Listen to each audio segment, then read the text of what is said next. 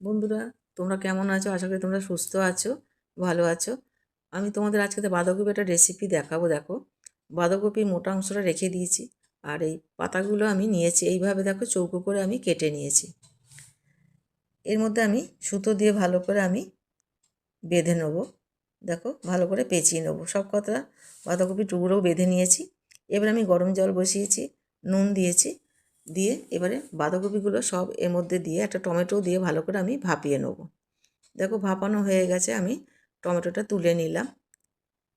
এবারে ওই বাঁধাকপির মধ্যে কয়েক ফোঁটা আমি লেবুর রস দিয়ে ভালো করে নেড়ে চেড়ে আমি জল থেকে তুলে নেব।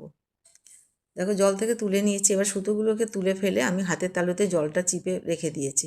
এবার দেখো, বাটিতে একটা ডিম ফাটিয়ে নিলাম, আর অল্প পরিমাণে হলুদ, লাল লঙ্কা গুঁড়ো আর নুন ডিমের মধ্যে দিয়ে দিলাম। 8 চামচ মতো আমি কর্নফ্লাওয়ার ডিমের গোলায় দিয়ে ভালো করে ডিমটা আমি গুলে নেব। এবার দেখো, কড়াই বসিয়ে দিয়েছি, তেল দিয়েছি। তেলটা গরম হতেই আমি বাঁধাকপিগুলো আমি ডিমের গোলায় ডুবিয়ে ডুবিয়ে এইভাবে আমি ভেজে তুলে নেব। দেখো, উল্টে পাল্টে ভালো করে আমি সব কটাই এইভাবে বাঁধাকপিগুলো ভেজে নেব। ভালো করে তেল ঝরিয়ে আমি তুলে নিলাম। এবার আমি ওই কড়াই তেলের মধ্যে আমি একটা তেজপাতা, একটা শুকনো লঙ্কা, একটা এলাচ, দুটো লবঙ্গ আর 2 টুকরো দারচিনি ফোড়ন দিয়ে ডুমো করে কেটে রেখেছি আলু, সেটা দিয়ে দিলাম। সামান্য পরিমাণে নুন দিলাম। আলুটা ভালো করে লাল লাল ভাজা হতে আমি এর মধ্যে 1 চামচ আদা রসুন বাটা দিয়ে দিলাম, আর 1 চামচ পেঁয়াজ বাটা দিয়ে দিলাম, আর একটা টমেটোটা খোসা ছাড়িয়ে আমি এর মধ্যে দিয়ে দিলাম। দেখো, টমেটোর খোসা ছাড়িয়ে দিয়েছি বলে টমেটোটা অনেকটাই নরম হয়ে গেছে। ভালো করে একটু কষিয়ে নেব।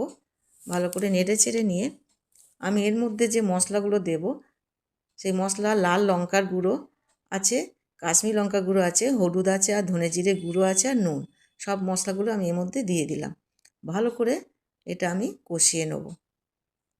টমেটো থেকে কতটা জলও বেরিয়েছে, দেখো টমেটোটা গলে গেছে। এই ভালো করে কষিয়ে নিয়ে এর মধ্যে আমি পরিমাণ মতো অল্প পরিমাণে জল দেবো। দেখো, জল দিয়ে এটা আমি ঢাকা দিয়ে দেবো। এবার দেখো, ঢাকা তুলে দিলাম। এবার আমি ডিমের বাঁধাকপি ভাজাগুলো দিয়ে দিলাম। সব কটা দিয়ে আমি আবার ঢাকা দিয়ে দিলাম।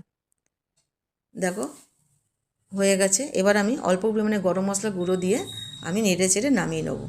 তো বন্ধুরা, তোমার এই রান্নাটা তোমাদের দেখে কেমন লাগলো? যদি ভালো লেগে থাকে আমাকে কমেন্ট করো, আর সাবস্ক্রাইব করে